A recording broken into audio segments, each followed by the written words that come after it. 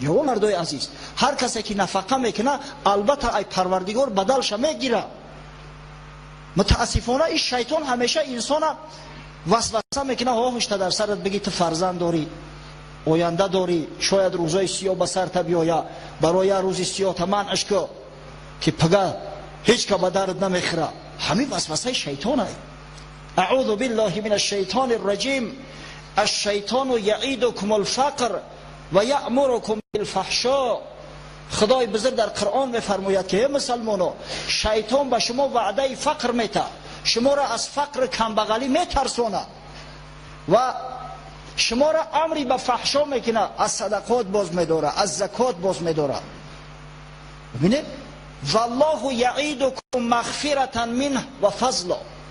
خدای بزرگ در عوض به شما وعده مغفرت خود و وعده فضل کرم میده. نخواد تو گپ خدا موندگی و به گپ شیطان عمل کنی، نخواد تو وعده خدا را ترک کنی و به وعده شیطان عمل کنی. وای به حالت در این صورت از همون مالی جمع کردگیت برکت نمیبینی. قسم به خدا، تاریخ گواه است. همون مالی ممسک میگن خوراکی بی باک، پول جمع میکنن یک روز در دست میافته.